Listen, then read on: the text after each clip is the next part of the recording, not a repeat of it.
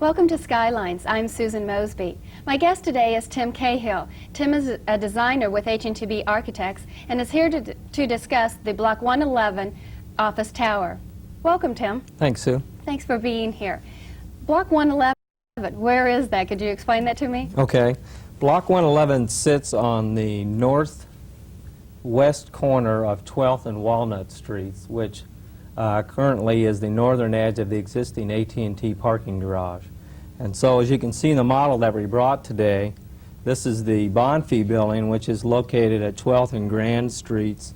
This is the Jenkins building, which is located between 13th and 12th along Walnut Street. And the office tower comes down to the ground right on the corner of 12th and Walnut. Who's the developer of this project? The developer is Kopech and White and Blitt, who also developed the AT&T Town Pavilion. I see. How large is this building going to be? How many square feet are in it? Block 111 is 530,000 gross square feet. Within that square footage, it contains a 3-story lobby space, a small basement level, its own service dock, and then speculative office floors of approximately 26 floors. How does that compare to the AT&T or One Kansas City place? How many floors do those buildings have? Well, AT&T is 38 stories, and KC Place is 42 stories. So this is a little bit smaller than those two structures. I see. Will this have any kind of retail areas in it, or is it strictly an office building? This is strictly a corporate office structure now.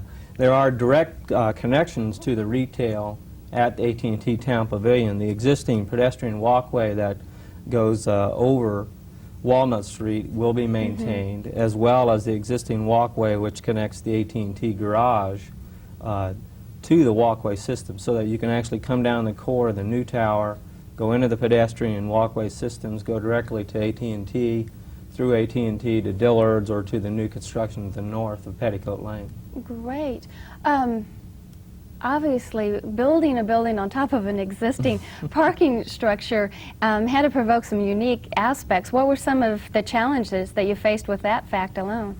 Well, the first thing we had to do was figure out how to hold the building up. We cannot go anywhere through a post-tensioned garage structurally, and so... What do you mean by the post-tension? Well, there's post-tension cables through the slabs of the existing garage.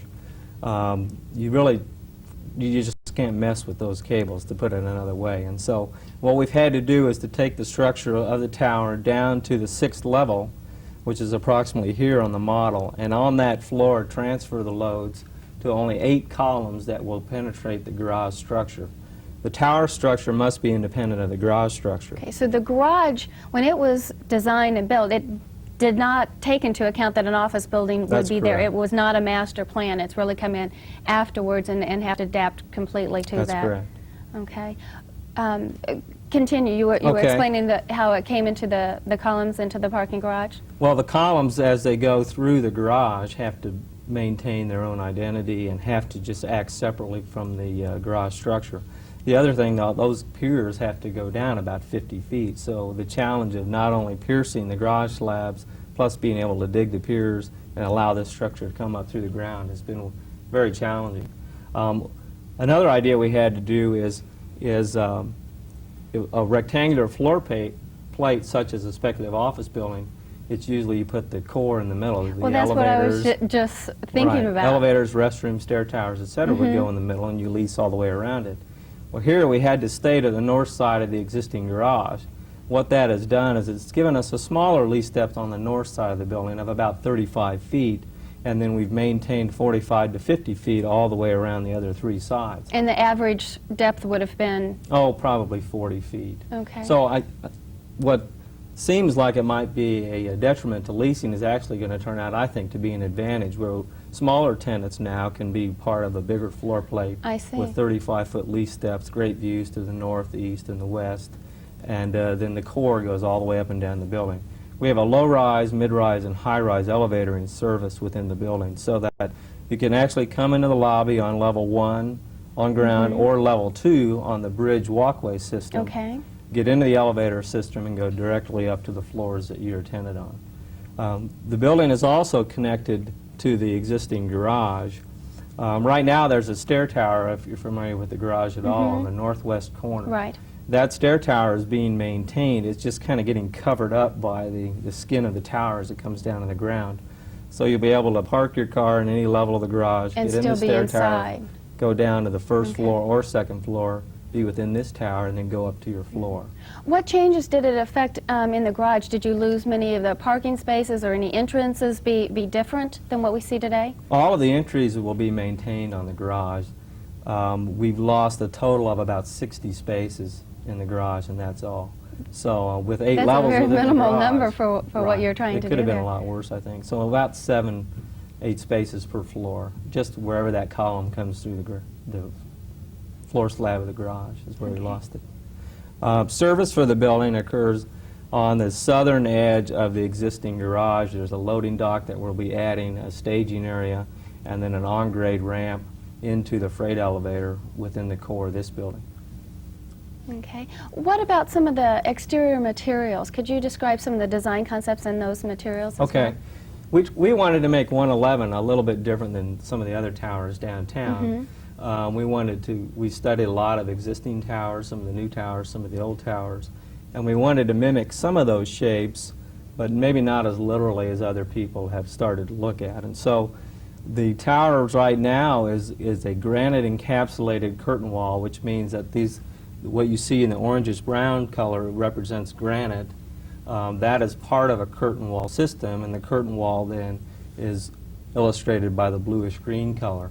What we try to do with the granite is to form a rusticated base where the windows are more of a punched feeling, the ins and outs, give the feeling of the building a feeling of scale at the pedestrian level with some interest, where you can come out, you touch the granite, and the granites change colors, and the windows are set in, and the bay window almost becomes like a big picture window that relates to the park directly to the north.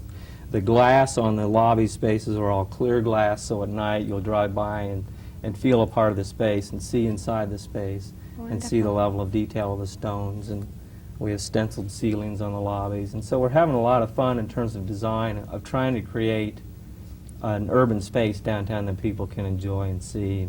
They don't have to be in it to enjoy it. They can just drive by it and enjoy it. As the building then progresses up through levels 3, 4, 5, and 6, you can see the windows are still more of a punched feeling. Then the windows change, are still small, and on 7 and 8, there's a large picture window for a conference center or a lobby for a potential tenant in this level. And the granite starts to erode back in its proportion, which gives us more of an illusion of height with the yeah, granite. it really would. What's the penthouse or the top of the building? It looks to be very unique. Is there some Okay. particular feature that you're doing there? What we tried to do on the top is we tried to take the chiseled glass corners as a line, and as it widens, as it goes up, we've started to chisel the floor plans back. That gives us a little bit smaller plate at the top, a little bit more of an interest to the building. And then it's capped off by level 29. This is a leasable Will you have floor. a particular feature at the very top then? Right, and what happens is as the top steps back, these became, it's almost like parallel louvers, if you will, or fins, and what we're going to do is light the entire top. So it will be a light dome. Right. Great.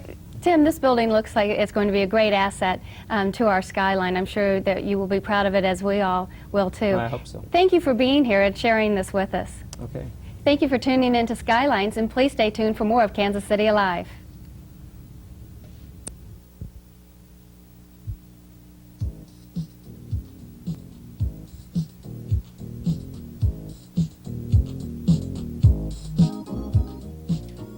Don't go away. Kansas City Alive will return after these messages with TGIF and Tom Schreiber. His topic, the Outdoor and Fun Show.